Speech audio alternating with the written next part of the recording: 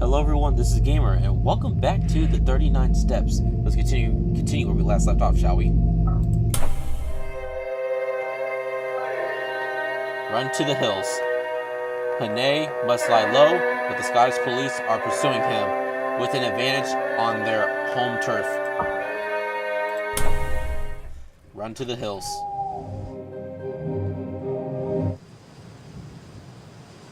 Wednesday, 27th May, 1914, Peeblesshire, Scotland. Or Peeblesshire. I sat down and took stock of my position.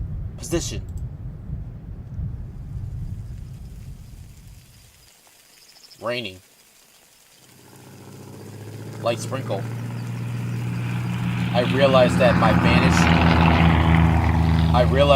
vantage ground might be, in reality, a trap. There was no cover for a tomtit in these bald green places.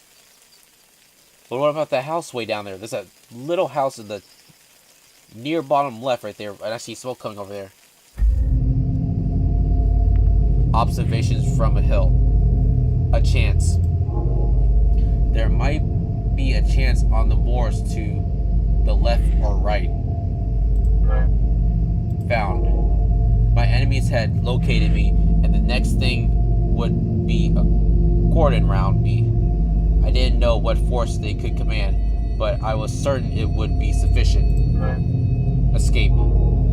The aeroplane had seen my bicycle and would conclude that I would try to escape by road. Oh no.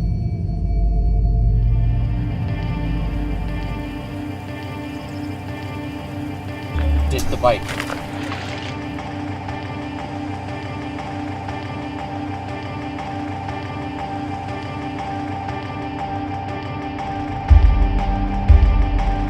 Then I climbed to a knoll which gave me a view of the two valleys. At other times I would have liked the place, but now it seemed to suffocate me. The free moorlands were prison walls, and the keen hill air was the breath of a dungeon. I tossed a coin. Heads right, tails left.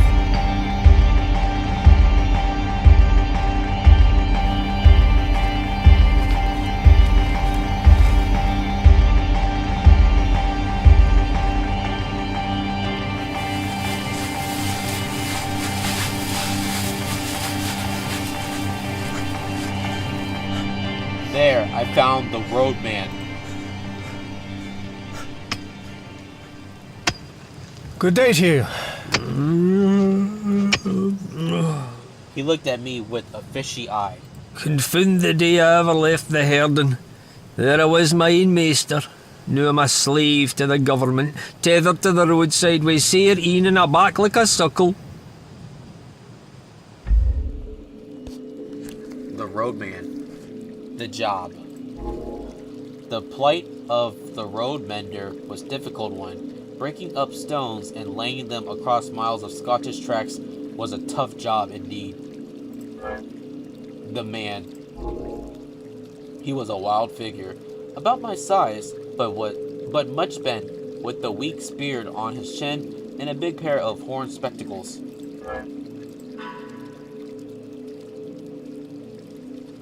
Oh, mercy on me, my head's bursting.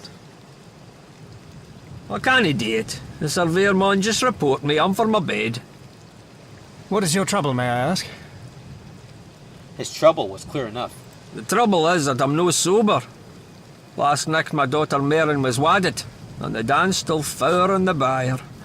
Me and some other chiels sat down to the drinking, and here I am. Pity that I ever looked on the wine when it was red.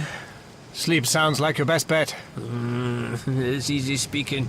But I got a postcard yestreen saying that the new road surveyor would be round the day. He'll come and he'll no find me, or else he'll find me fou, and either way I'm a done man. I'll walk back to my bed and say I'm no wheel, but I doubt that'll no help me, for they ken my kind of no wheelness. Then I had an inspiration. Where's your house? I was directed by a wavering finger to the cottage by the stream. Well, back to your bed and sleep in peace. I'll take on your job for a bit and see the surveyor.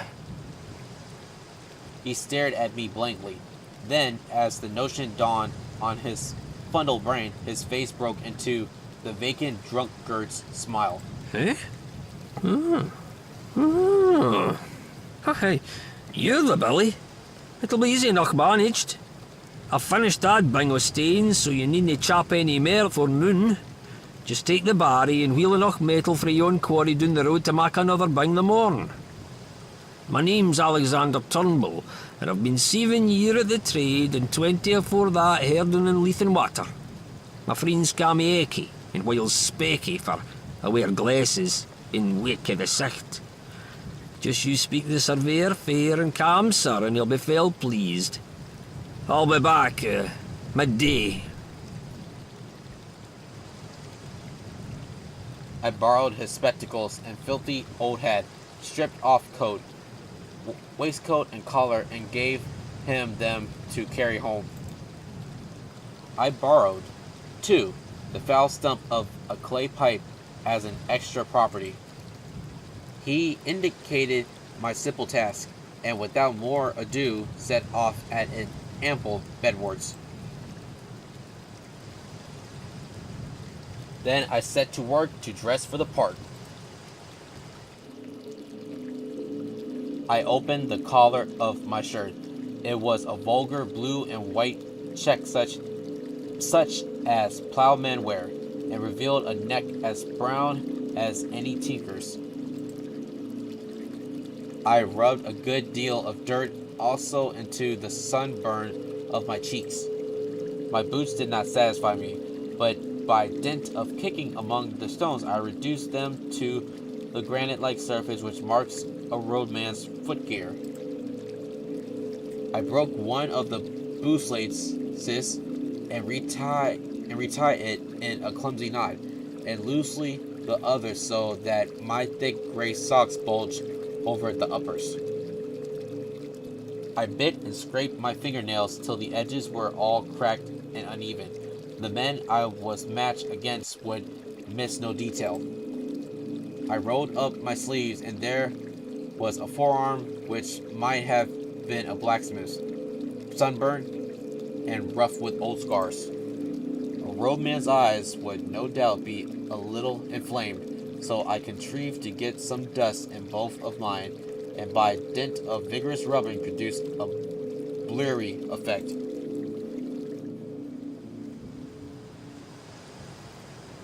The sandwiches Sir Harry had given me had gone off with my coat, but the roadman's lunch tied up in a red handkerchief was at my disposal.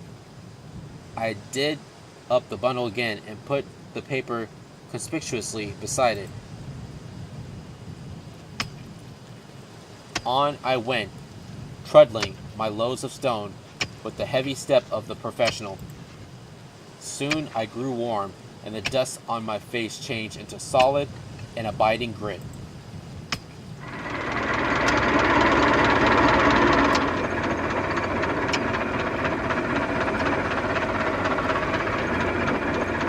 Are you Alexander Turnbull? I am the new County Road Surveyor. You live at Black Hopefoot and have charge of the section from Laidlaw Byres to the Riggs. Good. A fair bit of road, Turnbull, and not badly engineered. A little soft about a mile off and the edges want cleaning. See you look after that. Good morning. You'll know me the next time you see me. Clearly my get-up was good enough for the dreaded surveyor. Huh, that was quick. Roadside deception. As a bespectacled roadman, Hannay comes face to face with his enemies in a grueling battle of wits. Yeah, let's do another one. Roadside deception. Wednesday, 27th May, 1914, Peeblesshire, Scotland.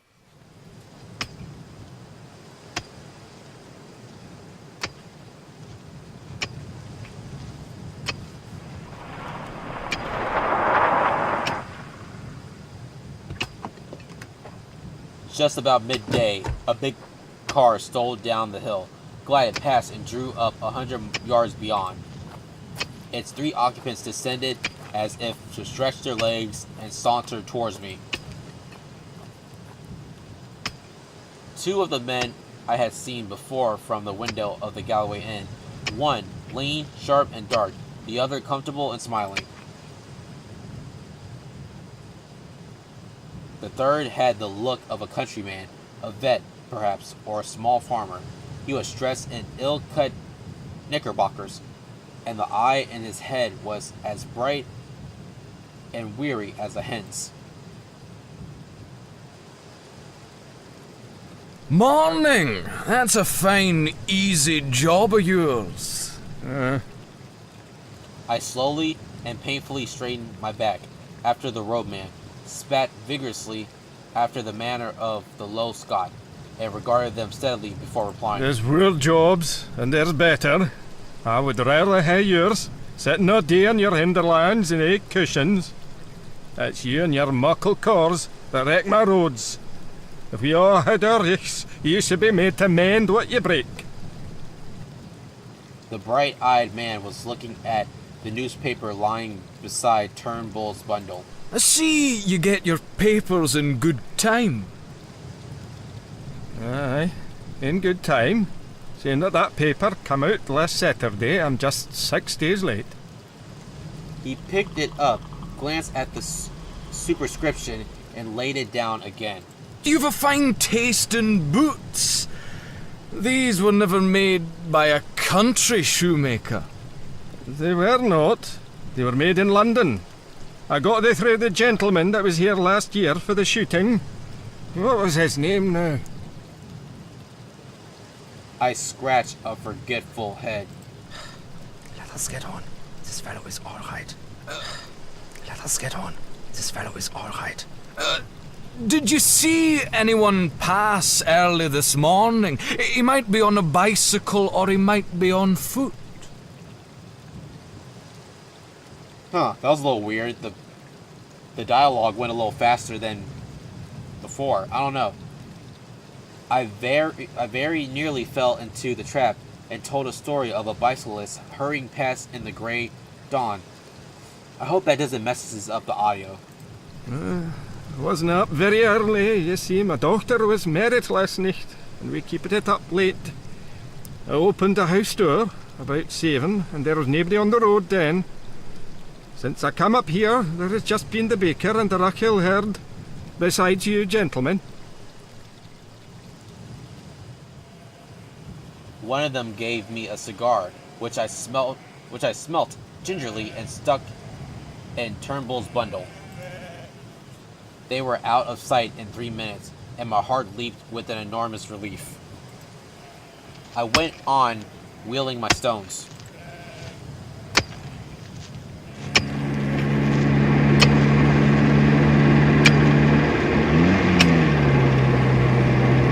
It was as well. For 10 minutes later, the car returned, one of the occupants waving a hand to me. Those gentry left nothing to chance. Sorry. I finished Turnbull's bread and cheese, and pretty soon I had finished the stones.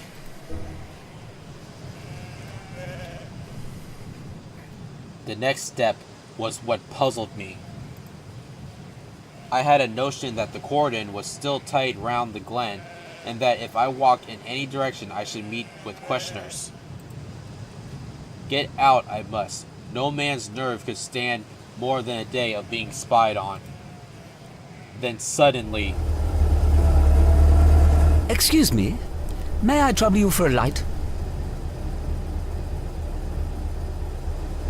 By an amazing chance, I knew him.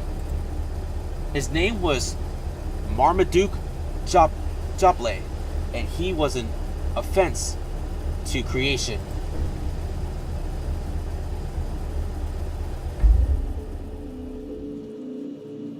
Marmaduke Jopley, first meeting. I had a business introduction to his firm when I came to London, and he was good enough to ask me to dinner at his club.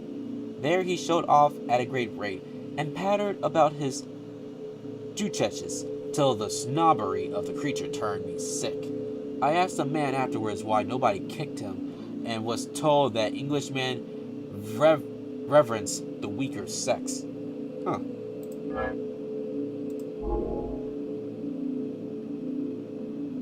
Reputation, sorry.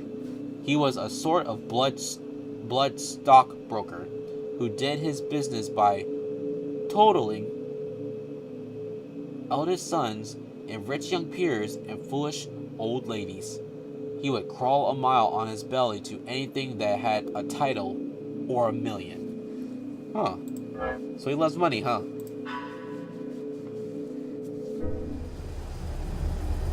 Anyhow, there he was now, naturally dressed, in a fine new car, obviously on his way to visit some of his smart friends, and he hadn't a clue who I was. Jump in. Hello, Jopley. Well met, my lad. Who the devil are you? My name's Hannay, from Rhodesia, you remember? Good God, the murderer! Just so. And there'll be a second murder, my dear, if you don't do as I tell you. Give me that coat of yours, that cap too. That guy's voice sounded so wrong and weird. It sounded so weird to me. He did as bid, for he was blind with terror. Over my dirty trousers and vulgar shirt, I put on his smart driving coat, which buttoned high at the top and thereby hid the deficiencies of my collar. I stuck the cap on my head and added his gloves to my get-up. The dusty roadman in a minute was transformed into one of the neatest motorists in Scotland. On Mr. Jopley's head, I clapped Turnbull's unspeakable hat and told him to keep it there. Now, my child, sit quite still and be a good boy. I mean you no harm. I'm only borrowing your car for an hour or two. But if you play me any tricks, and above all, if you open your mouth, as sure as there's a God above me, I'll wring your neck. Savvy?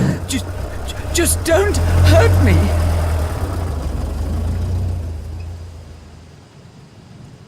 I enjoyed that ride. I enjoyed that evening's ride. As the dark fell, I turned up a side glen and to an unfrequented corner of the hills. Soon the villages were left behind, then the farms, and then even the wayside cottage.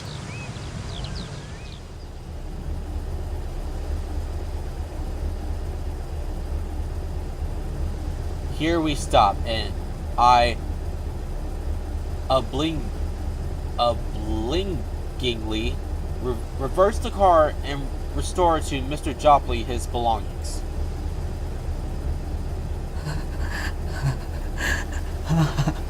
A thousand thanks. There's more use in you than I thought. Now be off and find the police. I'll get you!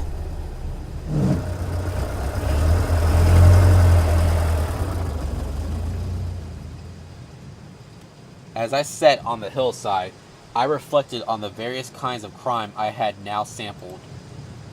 Contrary to general belief, I was not a murderer, but I had become an unholy liar, a shameless impostor, and a highwayman with a marked taste for expensive motor cars.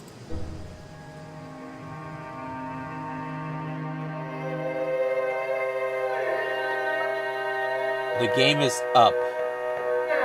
Things are looking desperate for Hannay as his pursuers gain the upper hand. Running is the only option. Yeah, let's do one more.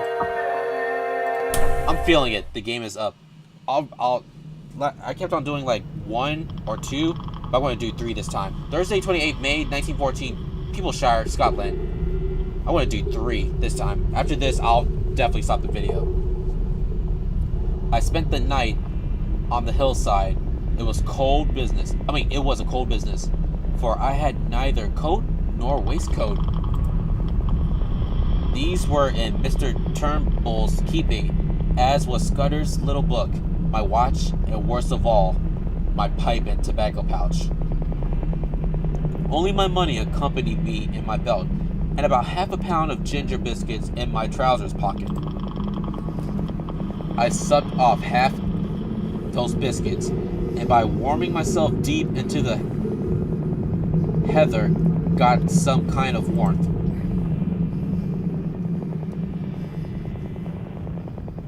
It's pretty skies. Those are pretty nice skies. So far, I had been miraculously lucky. My chief trouble was that I was desperately hungry. I lay and tortured myself, for the ginger biscuits merely emphasized the aching void, with the memory of all the good food I had thought so little of in London.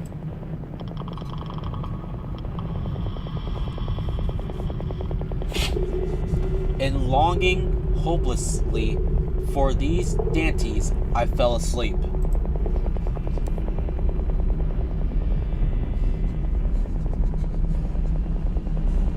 I woke very cold and stiff about an hour after dawn. It took me a little while to remember where I was. I raised myself. Why you say, oh God, what's wrong? I raised myself on my arms and looked down into the valley, and that one look set me lacing up my boots in mad haste. Oh no, the bad guys are here, aren't they? There were men below, not more than a quarter of a mile off, spaced out on the hillside like a fan and beating the heather. Marmee had not been slow in looking for his revenge.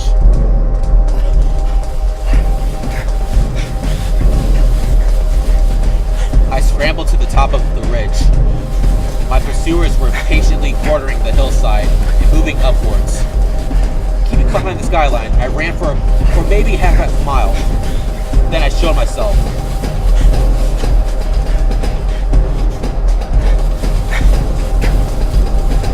I scrambled to the top of the ridge.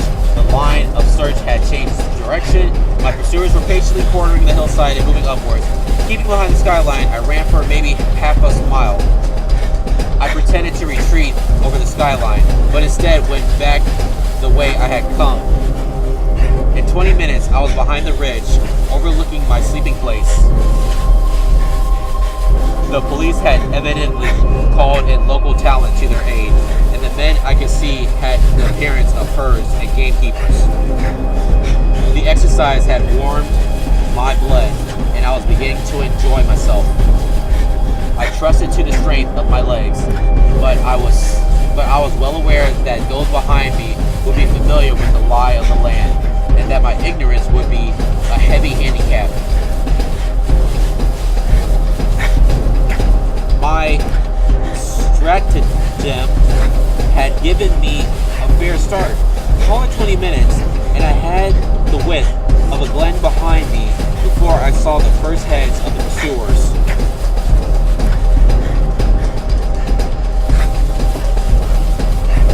Then I showed myself. From that viewpoint, I had the satisfaction of seeing the pursuit streaming up the hill at the top of the glen on a hopelessly false scent. That was a lot of reading. It began to seem less of a game. These fellows behind were hefty men on their native heath. Looking back, I saw that only 3 were following direct, and I guessed that the others had fetched a circuit to cut me off. I resolved to get out of this tangle of glens to the pocket of moor I had seen from the tops. I put on a great spurt and got off my ridge and down into the moor before any figures appeared on the skyline behind me.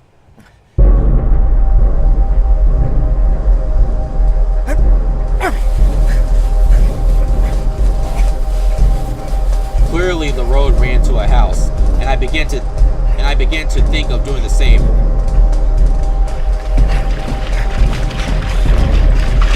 Run. Oh, run. Come on. Approach. Approach. Come on, dude, get in there. I saw the face of an elderly gentleman meekly watching me from within the glass veranda. Seated at the knee-hole desk was the benevolent old gentleman with some papers and open volumes before him. His face was round and shiny, with big glasses stuck on the end of his nose, and the top of his head was as bright and bare as a glass bottle. So he's bald? I think he's bald.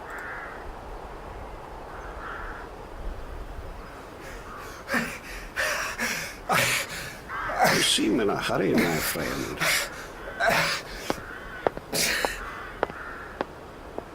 I nodded towards the window.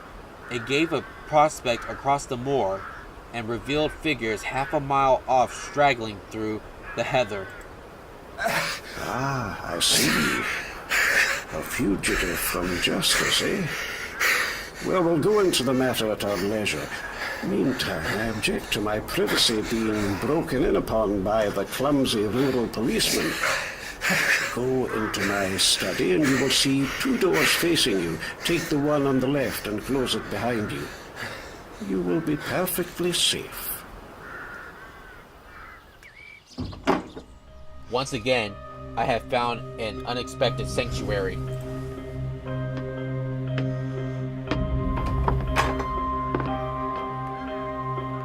The master of the house, sitting in a deep armchair, now regarded me with curious eyes.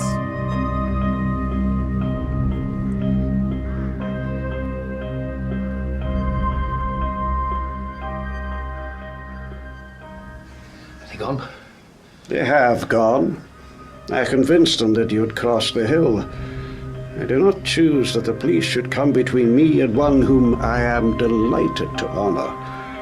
This is a lucky morning for you, Mr. Richard Hannay. What the? How does he know my name? Oh, those eyes look creepy. Oh god, that's creepy. As he spoke, his eyelids seemed to tremble and to fall a little over his keen gray eyes. Ooh, that was creepy. In a flash, the phrase of Scudder's came back to me when he had described the man he most dreaded in the world. He had said that he could hood his eyes like a hawk. I saw that I had walked straight into the enemy's headquarters. Oh no!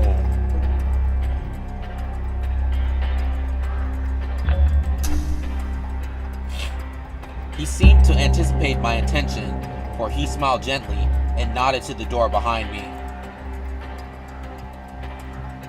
I turned and saw 2 manservants who had me covered with pistols. Oh crap. He knew my name, but he had never seen me before. And as the reflection darted across my mind, I saw a slender chance.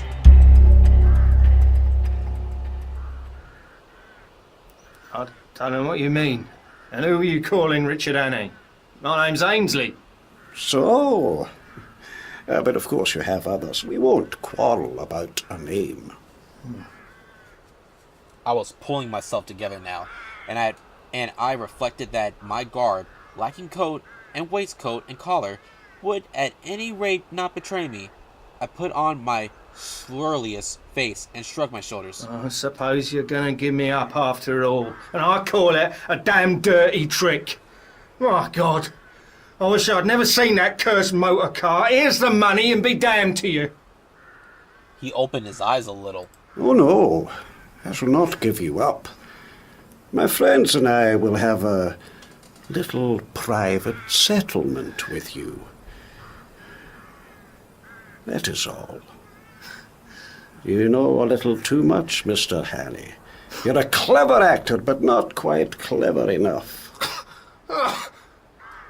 He spoke with assurance, but I could see the dawning of a doubt in his mind. For God's sake, stop jawing. Everything is against me. I haven't had a bit of luck since I came on shore at Leith. What's the harm in a poor devil with an empty stomach picking up some money he finds in a bust-up motor car? That's all I've done, and for that I've been chivied for 2 days by those blasted bobbies over those blasted hills. I tell you, I'm fair sick of it. You know what you like, old boy? Ned Ainsley's got no fight left in him. I could see that the doubt was gaining. Will you oblige me with the story of your recent doings? I can't, Governor. I've not had a bite to eat for 2 days. Give me a mouthful of food, and then you'll hear God's truth.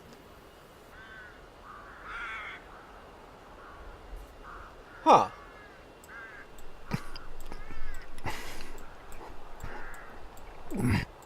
Dang. I wolfed them down like a pig, or rather, like Ned Ainsley, for I was keeping up my character. Then I told him my story.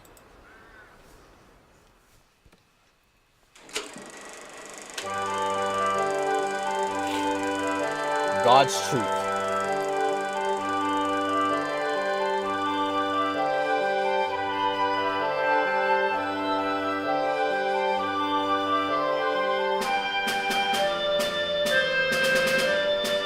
Okay.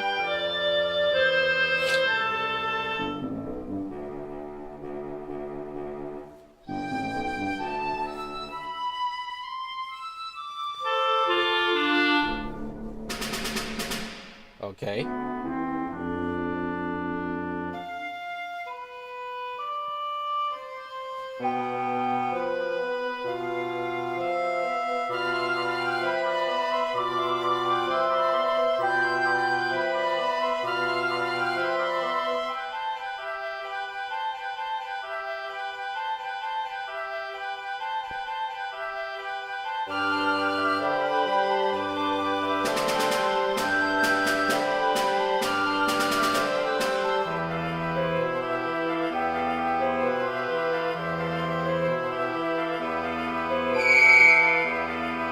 Jeez, that was loud.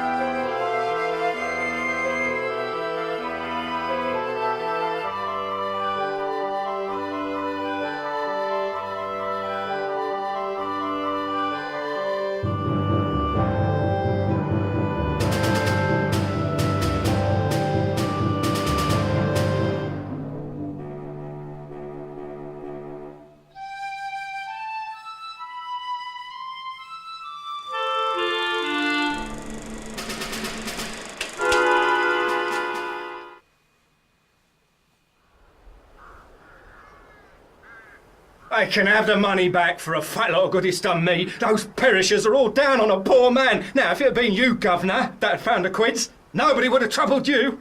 You're a good liar, Hannay. Stop fooling, damn you. I tell you, my name's Ainsley, and I've never heard of anyone called Hannay in my born days.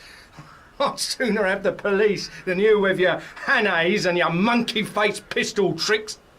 No, Governor, I beg pardon. I don't mean that. I'm much obliged to you for the grub, and I'll thank you to let me go now the coast's clear.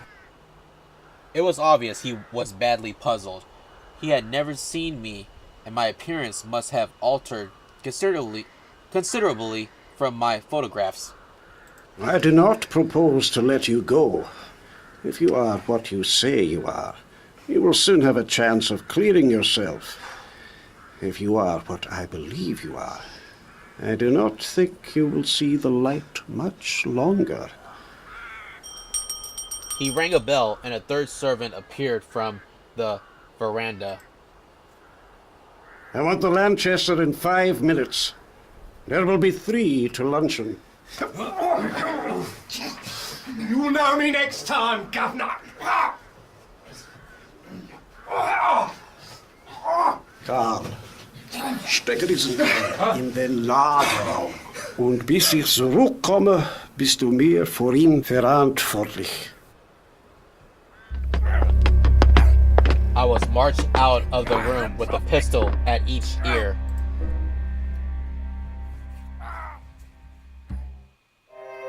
That's not good. Ooh! Desperate measures. In the jaws of the enemy, Hannay's fate appears sealed. The clock is ticking against Hannay in Great Britain.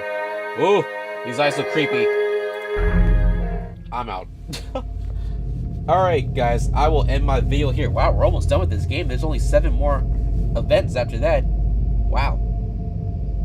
Wow. Sorry. Anywho, I'll end my video here. If you like these series of videos, please give this video a like. Comment on this video on how you like the game so far. Subscribe to the channel to see more gaming videos like these.